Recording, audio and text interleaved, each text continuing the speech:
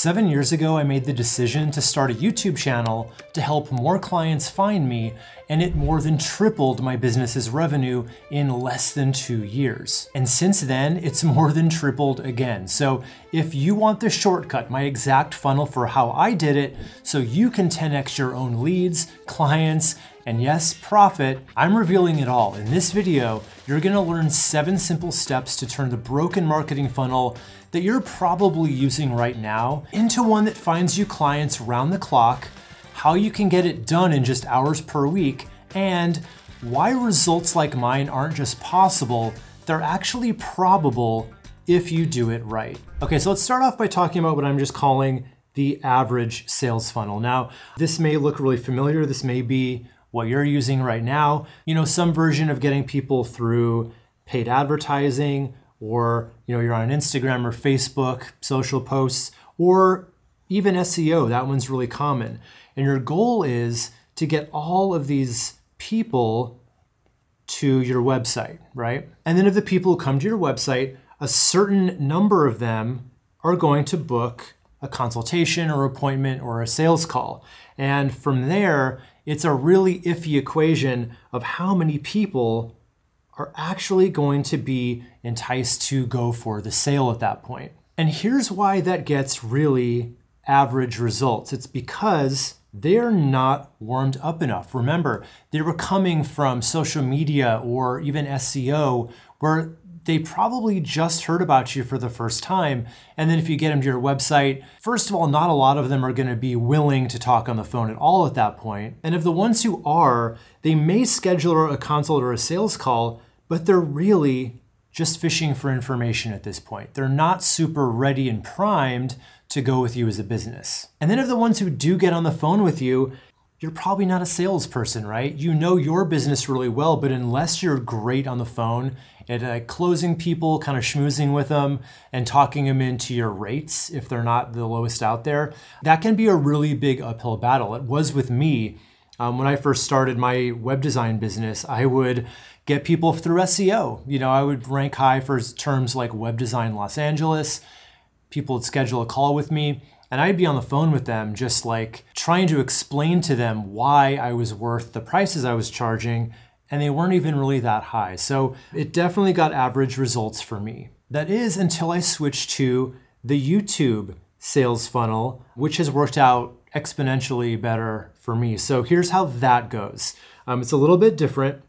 So it's going to start off with people going to YouTube, searching for how to do something that you can help them with. So what happens is they do a search, your video will pop up for them, right? They'll watch that video, and a percentage of those people are going to then be moved to another one of your videos. Now, that can happen naturally, or even smarter if you actually, at the end of the video, kind of direct them to the next video they need to watch. The point is, you want to get them to watch more than one. Here's why. Because once people have watched a couple of your videos, this is what happens.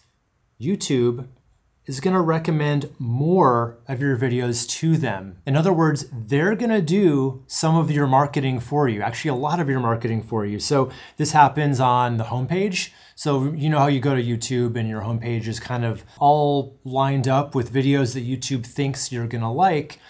The reason they think that is because you've either watched videos on that topic, or more likely, you've watched other videos by that creator. So they've done the math of, okay, they've watched 3 videos of this person already. They probably want more. So they'll be shown on your homepage. And that kicks off a binge session, which is exactly what you want. Once people are caught in that binge session and they're watching a lot of videos from you, it doesn't have to be all at once. It can be over the course of weeks or even months. But it generally happens pretty quickly. A certain number of them will think to themselves, you know what, this person has great advice for me.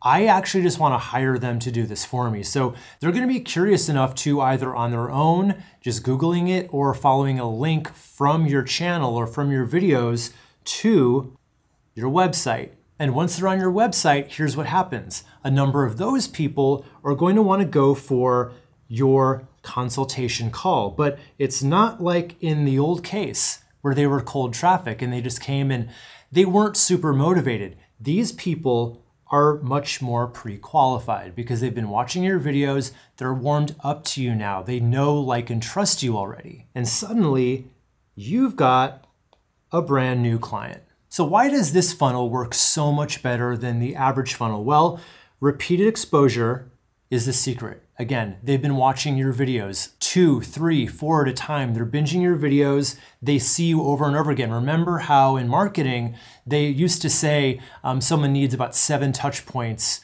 with your business before they'll actually want to reach out to you.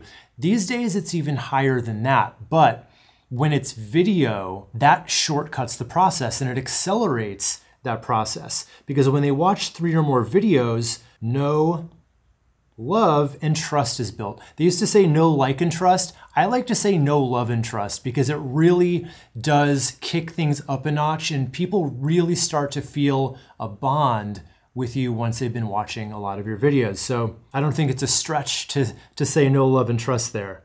Then once they've been watching enough of your videos, they get really curious about working with you. They start to think, well, what if I could actually hire this person to do this for me? How much better would my results be if they just did it for me? So then they watch more of your videos and you're now their very first choice when it comes to finding someone they want to work with. So essentially what happens is every single video you end up making is its own pathway into your business. They watch your videos and that drives them over to your website where they can actually become a client. Okay, so now let's get into the 7 simple steps to succeed on YouTube. So step 1 is going to be to find your focus. In other words, who are you making videos for and what are you making them about? So you really need to understand who your perfect client is to make this happen for you. So the first thing you need to nail down are the demographics of your perfect client. So these are the easy things. Age, gender, location, their occupation, stuff like that. That's the easy stuff to nail down. Where it gets a little harder and a little more involved is in the psychographics. It's harder, but this is where the real gold gets discovered. So here's where you're going to want to really get a handle on what keeps them up at night and what do they struggle with the most. This is going to inform the types of videos that you're going to make. Because remember, people search for them, right? So they're having a problem, they search for the answer to it, and then hopefully there you are giving the answer. So once you know the demographics and the psychographics, you need to develop a detailed audience avatar. So this is just basically where you write it all down, including, the demographics and the psychographics, so you can really understand the pain points of your specific audience. And then from there, you want to research your niche, right? And I'm just seeing we've got kind of a duplicate here, so I'm just going to get rid of that. When you research your niche, what you want to do is see what successful channels are already doing in your industry. What kind of content are they making and how are they connecting with their audience? So check out the types of videos they're doing and pay special attention to which video types they're making that are actually connecting the most. You can see how popular each of their videos are. So if you see that they've done one that's really kind of catching on, you might want to do something similar to that. Okay, then once you know the overall direction of your channel, you want to lay out your first 52 topics. So why 52? Well, because there are 52 weeks in a year, and I highly recommend creating weekly content. 1 video a week, that's what's gonna keep you top of mind. So how are you going to find these 52 topics to cover your first year? You wanna start by just listing out all the common questions that your clients ask you all the time. What's on their mind the most? So just write those down and then use these questions as your very first video ideas. It's a great light lift way just to get going really fast. You just make FAQ videos, 1 video per each question. But once you're out of ideas there, like maybe you only can think of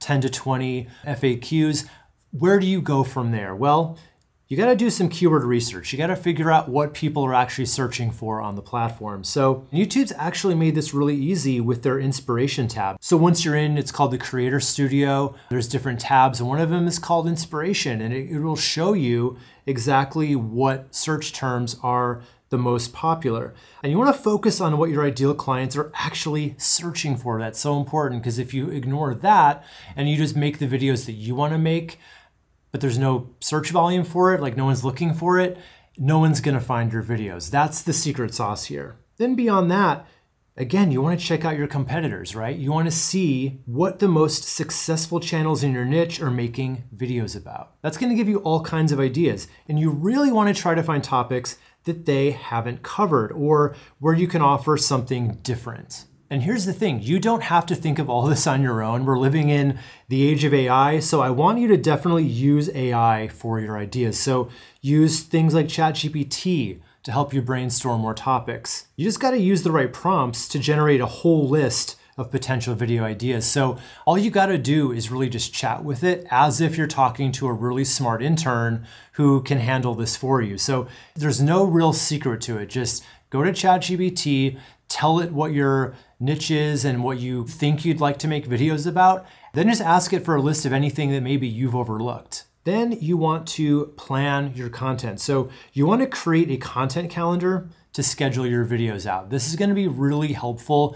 So basically you're just going to take all the different topics you've come up with and you want to just put them in an order that makes the most sense. What I would recommend doing is just starting with the ones that are easiest for you to make, because getting started is the hardest part for sure. So start there, but beyond that, what you want to do is mix different types of videos to keep your content interesting. So let's say you're an accountant, right? And you're going to be making videos about things like tax prep or bookkeeping or, just general business financial advice. What you probably want to stay away from is clustering too many videos together in, subsequent weeks.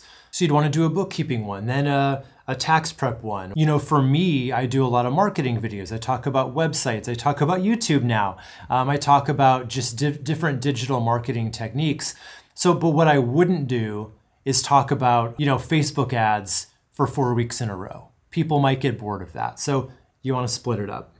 Now in step 3, we're going to be thinking about, are you going to be focusing on short content or longs, I guess. They're called shorts, so I call the full-length ones longs here just for a shorthand. But let's just talk about the differences and compare the two of these real quick. So shorts, they're definitely quicker to produce, they're less intimidating, and they can attract viewers faster. Longs, on the other hand, are a lot more in-depth. They're better for building a loyal audience, but they do require more time and effort, no question about it. So my verdict here, long form videos are going to be way better for you for generating clients. So I would really focus mostly on long form content. But I will say when you're first starting out, it's actually a really good idea to start building confidence and gaining traction with shorts. So I actually do recommend creating short videos at first, just to get more comfortable with filming and editing. They're a lot quicker to do. You can just kind of whip out your phone. It just helps you start really easily because there's no expectation of high production value either with shorts. Actually, the ones that are way more off the cuff do even better than the more polished ones. So it's great just to take your phone out. You can do these in your car. It's pretty good sound in your car. You can do them just anywhere you can think of. So start there. I would say maybe do like 10 to 20 of them and just schedule them out just to start building the confidence, building the reps to get comfortable on camera, because I'm not going to sugarcoat it. It's a skill that takes a little bit of getting used to. But then from there, I want you to start thinking about transitioning over to the long form videos because they're going to do you the most good. And you're just going to use the experience that you gain doing shorts to help you make your long form videos even better. And another cool thing about doing longs is you can actually repurpose it really well. So what I mean by that is you can turn your long videos into multiple shorts just to be able to maximize your content and the work that you've already done. And then you can share those shorts, not just in YouTube, but on other platforms like Instagram, TikTok, even LinkedIn and Pinterest allow you to share these short videos. So you've already done the work creating the long form video. Now you can push it out even further to more people, which is pretty cool. And there's AI software that'll let you do this. There's actually one called Opus Clip that people kind of swear by. So that's going to take your long form videos and it's just using AI. They're going to extract the most viral ready bits that it thinks will do well on their own. They'll clip it, they'll add captions, all that good stuff. So you don't really have to do a lot of extra work for repurposing. But here's the thing I really want to impress on you if you take nothing else away from today. You gotta just start, don't wait for everything to be perfect. It never will be. It's kind of like, I don't have any kids yet, but they keep telling me like, there's no perfect time to have kids. I think it's the same with YouTube. There's no perfect time to start. Just use what you have, Because here's the thing, look at these videos right here. Look at these setups. Is there anything super duper special about anything in these shots? I would say there's not. I mean, they've just gotten started with what they have. And here's the thing, no one really cares what your background looks like or the fancy equipment you have. So don't let those be excuses that stop you from starting. And if you're worried about your on-camera presence, I know a lot of people are super scared of that. I know I was at first. The thing is, the more you practice, the better you're going to get over time. There's no way around it. There's no way you won't improve the more you do it. And the cool thing that I always like to say is, at first, when you're at your most scared, the good news is no one's really watching yet. You haven't built up much of an audience. The more your confidence grows as you move along in the process, your audience will grow along with it. So it's kind of like a self-fulfilling thing there. Okay, so step 4, you've already got your topics, your ideas. Now you need to think about how to package those ideas. And the way to think about packaging comes in 2 different elements. It's your titles and it's your thumbnails. So let's talk about titles first. So when you're coming up with your titles, you need to use the keywords that your audience is actually searching for. And you also want those titles to be clear and concise. So we talked about doing keyword research earlier, back a few steps. So you're going to want to take those actual search terms that people are searching for, and that's going to be your best bet, at least when you're first getting started, for what to title your videos, at least half of it. Let me explain here. So what you also want to add is some kind of a dramatic element, words like best, fastest, easiest. So we would start with kind of that more utilitarian search-based title, but then you want to add something to it. So if people are searching for, I don't know, how to mow stripes into your lawn, right? That could be a good title, right? It does what it says on the box, but you can also make it a little bit better by adding one of those dramatic elements, like the best way to mow stripes into your lawn, the fastest way, the easiest way. That just gives your title a little bit more oomph, a little bit more punch to stand out against someone else who made a similar video. But it gets challenging because you also want to try to keep your title under 50 characters just to make sure that it's not going to be cut off on devices. So especially on phones, it will get cut off if it's too long. So trying to keep it under 50 characters, it's a good idea. If you can't do all of these things in your title while keeping it short, I would recommend just keeping it simple and using the keyword in your title first and foremost, and then use your thumbnail to add the drama. Because again, packaging is your title and your thumbnail. You can add those modifiers and kind of making it feel like a bigger idea in your title or in your thumbnail or both. So if real estate's tight in your title, just put the extra oomph into your thumbnail. So let's talk more about that. So obviously your thumbnail is going to be your first impression. People are going to see that even more than they're going to look at your title. And it should visually represent the key point of your video and be enticing enough to make people, want to click it. And here's the thing. Faces have been shown, especially ones, showing happy faces or excited emotions. These are going to be really engaging and make people want to click even more. So you don't always have to use your face in a thumbnail, but it's generally a good idea to do it. But you also want to keep it really simple. So if you're going to have words in it, I would say no more than 2 to 3 words. And you want to limit the number of objects to 3 to 5 so that there's no clutter. So for instance, here in this thumbnail, we have 3 different elements. We have a hand, we have looks like a calculator, and we have the text. And again, notice it's 3 words of text. And here we've got his face, we have these YouTube buttons, and we have the text. It's 4 words, but I'm not going to worry about that. And here we've got the person's face, the text, and an arrow right here as well. So keeping it to 3 elements is just gonna keep it nice and simple. Think of it like a billboard, right? If you're zooming on the freeway past a billboard and it's got 10 different things on it, you're not gonna pay attention to any of them. But if it just has, you know, picture of like a burger, the McDonald's logo, and a short, catchy little phrase, that's memorable.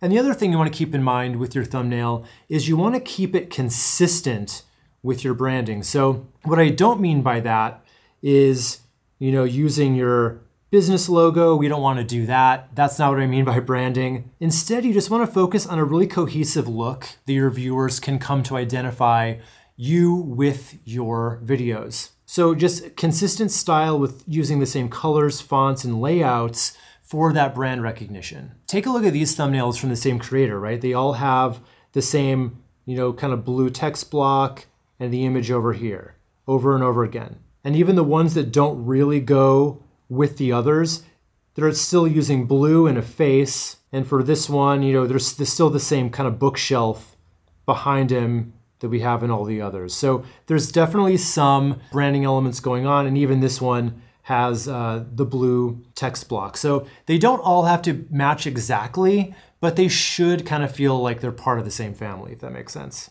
Okay, moving on to step 5, we're gonna talk about scripting your videos now. Because once we've got someone, we've pulled them in with your packaging and your great topic, now we have to wow them with the actual content. And there's a established way of doing that that works best, especially for education channels like yours would be. So the first thing our script needs to do is reel them in with an engaging hook. That needs to grab their attention immediately. So some things I like to do are start with a strong attention grabbing statement, or even better yet, a question that they would identify with. This could be something like, what if I were to tell you there is a specific blueprint for fill in the blank? Or is your dog peeing in the house even though you thought he was housebroken? Nothing earth-shattering, but if someone identifies with that question and they think, yeah, that's happening to me, they're very interested because they'll assume you have the answer.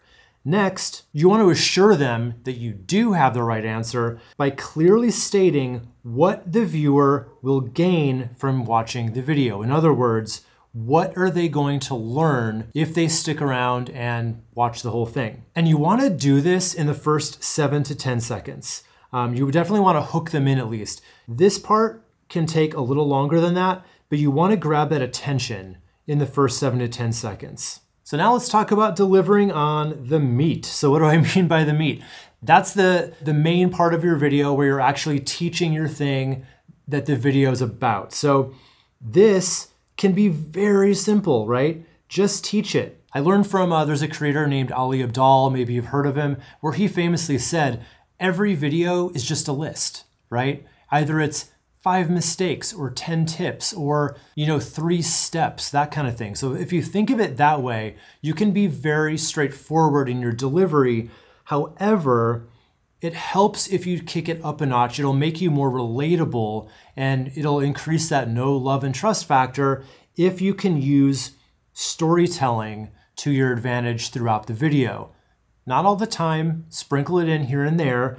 So what I mean by storytelling is you're gonna use either personal or client stories to make your points more memorable. So rather than just teaching on a point, you would do that, but then you would say, and I remember the time when I was struggling with this, here's what I did, here's what I figured out, and then here's what happened as a result. So you're personalizing it a little bit, and I really like using client stories too. Because when you talk about your clients in your videos, that solidifies the idea that, hey, this person actually works with clients.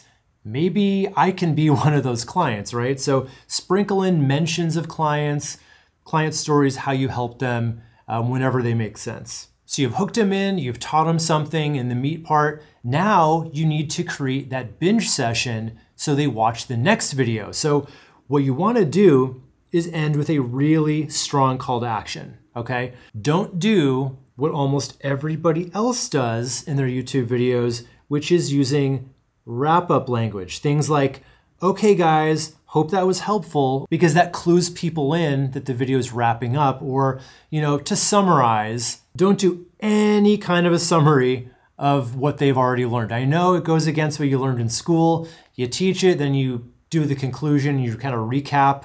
You don't want any of that in your YouTube videos. What you want to do instead is get them to watch the next video. And the best way to do that is to offer no kind of indication that this content is done. You instead just segue to the next video. So you'd be focusing on how to train your puppy. And then at the end of it, you'll just say, but of course, none of this is gonna make any difference if you don't have the right kind of crate. Watch this video next where I show you my top 3 picks for dog crates, something like that. So there's no lull in the conversation. It's just teaching, teaching, teaching, and I'm gonna teach you some more over here. But of course, you're in this to make money and to get clients, right? So that's where the 1/4 rule comes into play. So 1 out of every 4 of your videos, roughly that, can be a more direct, go to my website to learn more type of call to action. So 3/4 of your videos are now watch this video. Then the 4th one is, and if you want to learn even more, if I can help you even more, click here, go to my website, schedule a consultation. And now we've already talked about using AI to help you find video topics.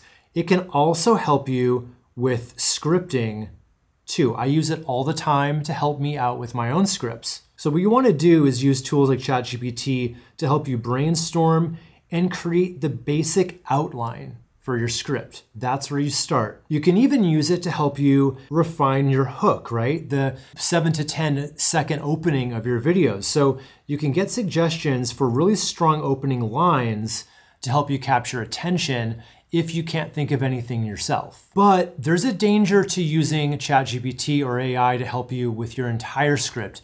You want to use it in the right way, which is generally to script with AI, then you want to refine it yourself. You want to add those personal touches to make it sound much more natural for you, right? So what I do is I have it give me basically my first draft of a script. Then I go through and I pick out little bits of, okay, I can add a personal story here. This reminds me of an old client of mine. I can kind of talk about that there. That's where you're going to get the most bang for your buck with AI. You use it to help you 80%, then you add the next 20%. Okay, moving along to step 6. This is where you've been going for a little bit. You're getting your feet wet. You're more comfortable. Now it's time to buy back some of your time. Because the thing is, for YouTube to work for you, you got to be consistent with it. It's definitely the key to all this working, but you don't want your videos to take over your entire life, right? You're running a business. You don't have time to devote to YouTube full time. Good news is you don't have to. So there's a few ways that I personally save a lot of time in creating my videos. The first one is in batching my content. So batching just means doing a batch of videos together rather than doing one-offs. I started doing one-offs. Like when I first started my channel, I had a video this week that was gonna come out next week. So this week I worked on this video. Next week I worked on the next video. Well, I'm recommending you plan a month's worth of videos at a time when you start.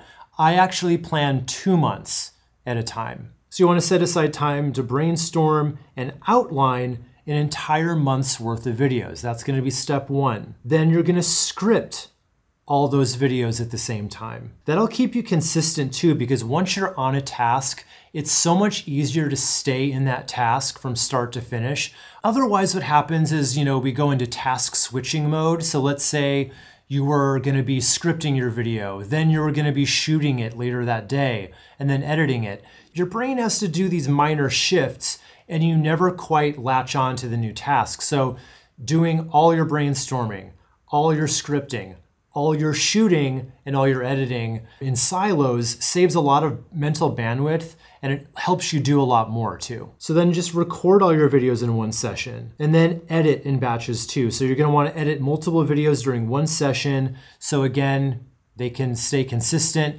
That'll help your videos kind of look the same too. So if you're doing a certain title treatment, when you're doing them all together, you're gonna remember what all those little things were. But all that to say, as soon as you possibly can, I want you to start outsourcing tasks like editing. Hiring a video editor is not that expensive. And let's face it, they'll probably do a better job than you will, especially if you're just starting out.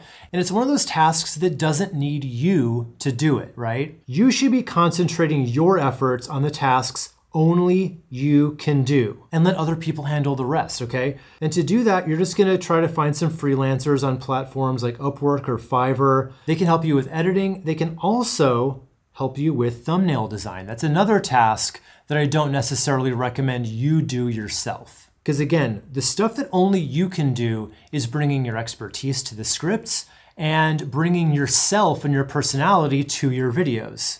Okay, now we're on to step 7, optimizing your YouTube to client bridge. What is the YouTube to client bridge? Well, let's say you've got your videos over here and you've got clients over here. What's the bridge that takes them from here to here? That's what I'm talking about when I say that bridge. So there's a few different ways that you can really make this work even better for you. We've already touched on this one, which is building trust through those client stories. So again, incorporate those brief mentions of your clients and their successes in your videos. That makes your advice more tangible and relatable, but again, it also plants that seed that, okay, they work with clients, I want to be one of those clients. So that's going to help ease people across that bridge itself. You also want to showcase results, right? When you're discussing a topic in a video, reference specific results that your clients have gotten by following your advice. Not only is that good social proof, but it shows what you can do for your viewers if they pay you. And of course, you want to include links in all the descriptions of all your videos that go back to your website and on your channel page. So when you create your channel for the first time, there's an about section where you can add a link to your website. Make sure you do that. And then in every video description, just make sure that at the end of it or somewhere in there, there's a little heading that says, want to work with us, want to work with me, and then you drop a link to your website so that people can easily, again, cross the bridge. And when you do that, you definitely want to use strong, clear calls to action in your descriptions. Don't just drop a link, in other words. Don't just put the link to your website with no context.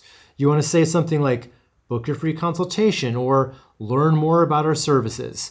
And that's going to help guide people directly to your site. And again, for this to work really well, you need to create those binge sessions. That's what's going to get people from YouTube over to your website. So what you want to think about once you've been going for a little bit, don't worry about this right away, but you want to focus on having a playlist strategy. So you want to organize your videos into playlists that can guide viewers through related topics. So again, this is going to encourage those binges and they just keep people watching your content longer. That's what it takes. And then you want to use end screens and cards to your advantage. So the end screen is what pops up at the end of a video. Remember, we talked about what to say. Now you're going to want to watch this video next. Like a little thumbnail will pop up then so that people can go there. So that's all part of it. You don't just want to say verbally, go watch this video next and make them find it, of course. You point and then the thumbnail's up there that they can click on. That's going to help keep viewers on your channel just where you want them,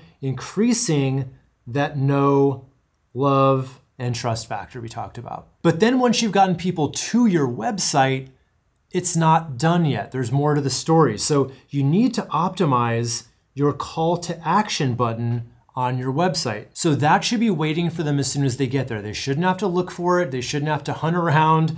It should say something like, get your free consultation or schedule a call. And it should be bright, it should be bold, it should be an action term. It should not just be something like learn more. That's passive, that's soft. You want it to be really clear of exactly what they're going to be doing. Then once they've clicked that button and it's time for them to schedule something, you want to streamline that booking process. So what most people do is they just have a form that people fill out. The problem with the form is people don't really understand what's coming next. So I like to use a tool like Calendly that lets people just book appointments directly through your website. It's just a much more seamless process. Now I know how important it is to see examples of all this stuff in action to really be able to wrap your head around it. And I've got plenty to show along with real results you can expect when you do this the right way. So to get that roadmap with all the examples and results, you need to sign up for my brand new free masterclass where I'm gonna just give you everything you need to make this work for you in 2025 and beyond. So just click right here to save your seat, and I can't wait to tell you everything I know about it. So click here and I'll see you over there.